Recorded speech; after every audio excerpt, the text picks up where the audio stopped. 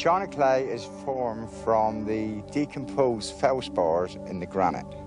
Some 300 million years ago, the hot liquid gases forced their way up through from the Earth's crust and caused the feldspars in the granite to decompose. And it is these decomposed feldspars which is the China clay which we are winning in this area. The other areas of Dartmoor, the granite, is not kaolinized.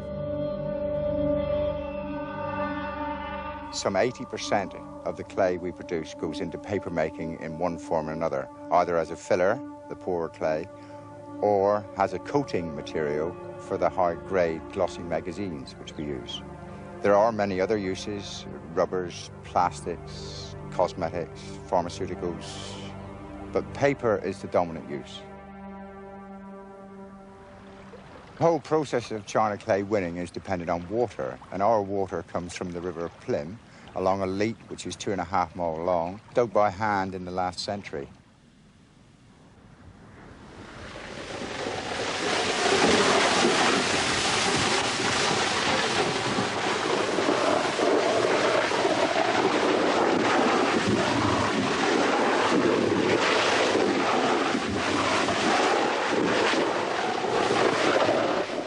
The monitor is fed with water at 300 pounds per square inch, and this is blasted onto the face to separate the clay from the rock.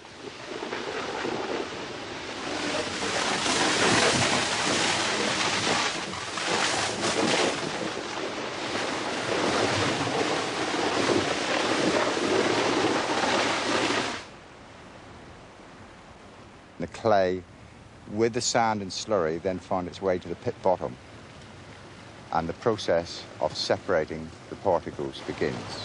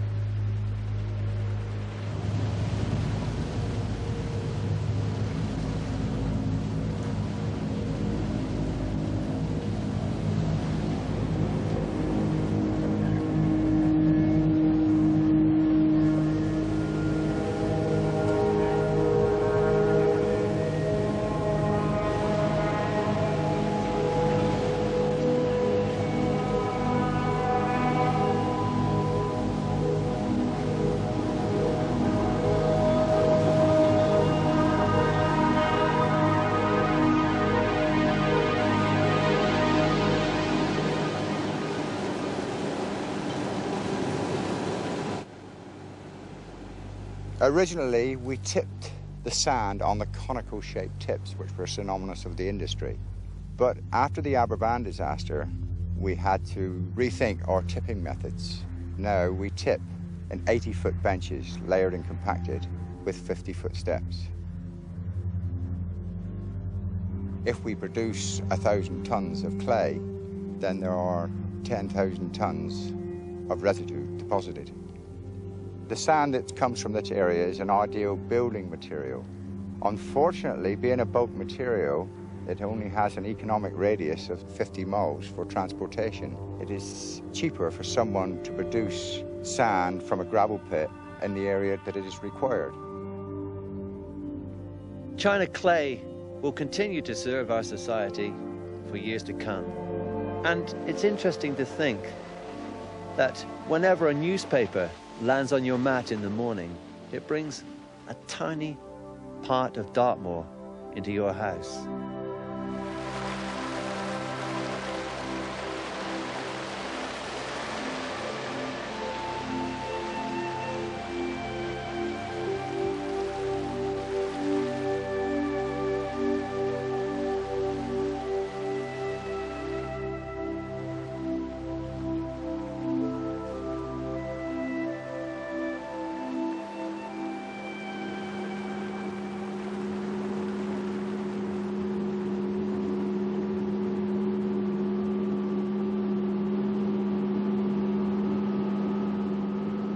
The Central Electricity Generating Board uses giant nuclear power stations and generating stations the size of villages to supply the national grid.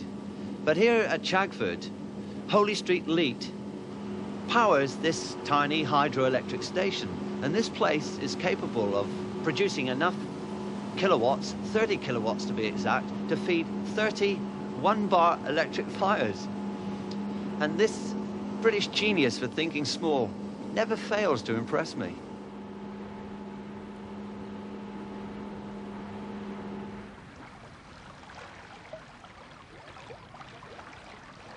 This is the Rutherford Leat, and it was cut about 200 years ago to supply miners with water for all their water wheels. It runs from Tavy Cleeve, which is something like 4 miles behind me, and it rises from the Cleeve off the River Tavy. It supplies a holding reservoir called Wheal Jewel. The Wheal Jewel reservoir holds something like 10 million gallons, and that supplies water down to the Merry Tavy hydro station. It generates about 3 megawatts. At the moment, it's the largest hydro station in England. Everybody does claim that they were the first to have electricity, but I think if you look at Chagford and this area, we were definitely one of the first in Oakhampton.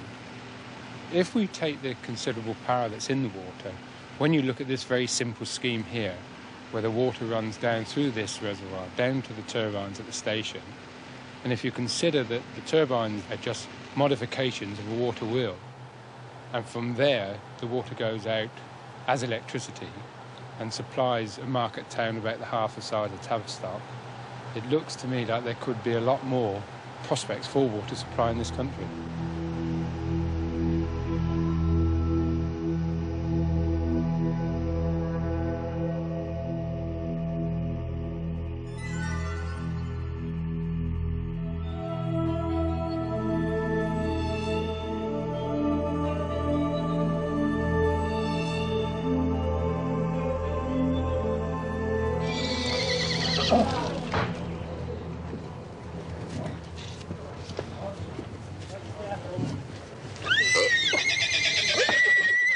Every pony up there today is liable to be slaughtered. You know, that's all they breed them for now, slaughtered. You see, there used to be pet ponies, but they don't want they now because it means all mechanical.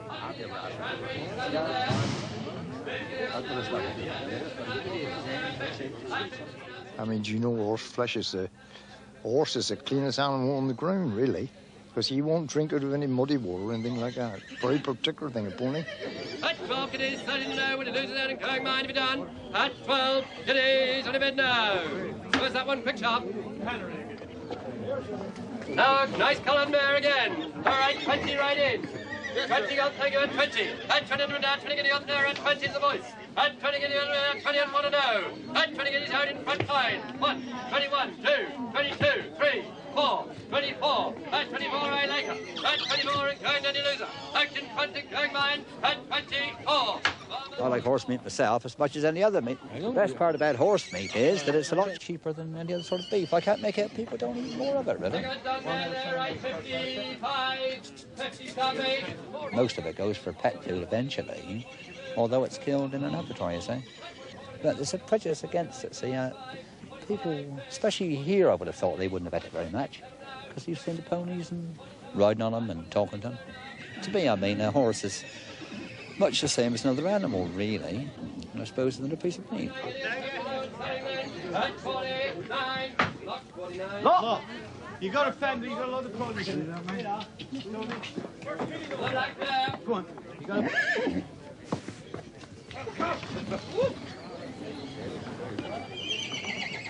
It's impossible to forget the great affinity between man and the horse, between man and a pony.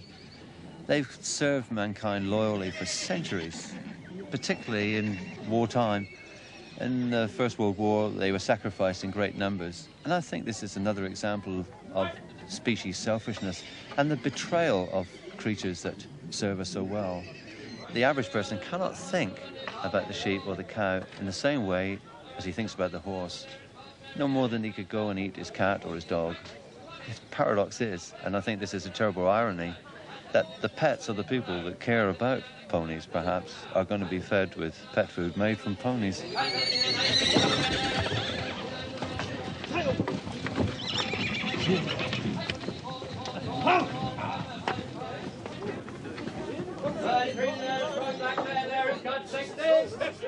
We don't like to see animals taken off the moor in this way and put into cat food tins, of course. It does seem a shame. But the cat food and the dog food buying public requires something in the tin, and this is one of the sources of supply.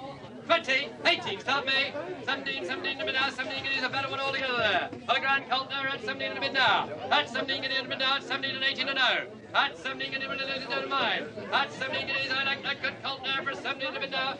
I got South Devon cows, and last year the cows were 8 months old and they made £456 each, which is somewhat dissimilar from a Dartmoor pony at that age, which is only worth £30 probably. It's an absolute deer, and it's so small that if it goes into the lorry, it's liable to be crushed underfoot. And they're all going for slaughter. Being a horse and pony sanctuary, we keep all our animals, none are ever sold. At 10 guineas, at 10 all out on the left line. At 10 guineas, at 10 guineas. We paid 10 guineas for it, plus VAT. At 10 guineas, what was it? Phillips.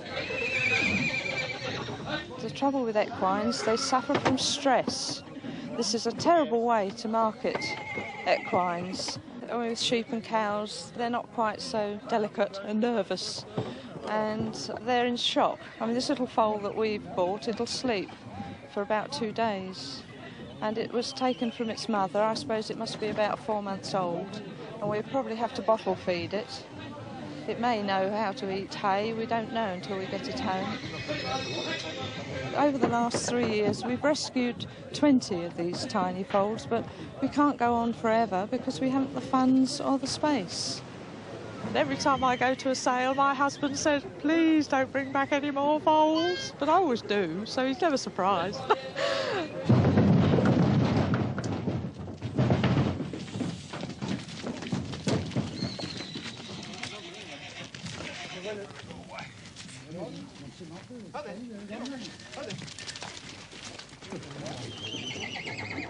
It's difficult to look at these animals unemotionally.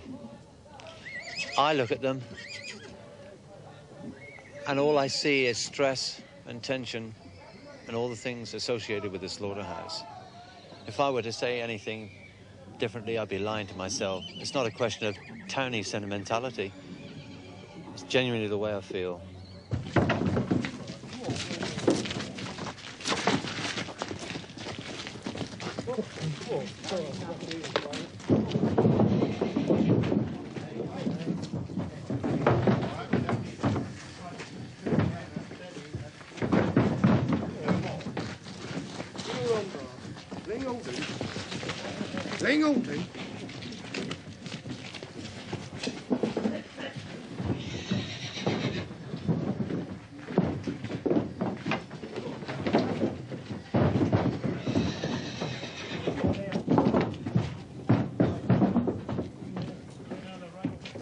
All my life, I've known them as creatures.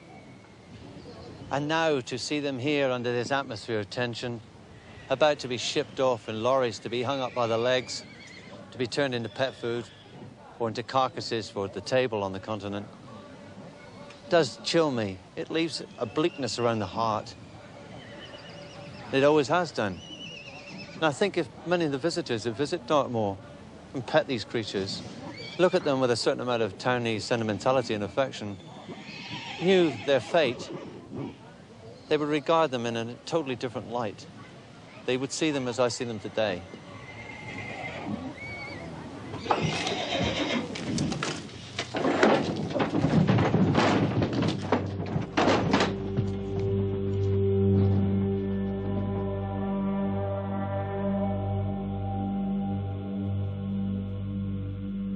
Sometimes, I suppose, I come here seeking absolution. Hill country like this doesn't solve any of my problems, but it offers marvelous consolation.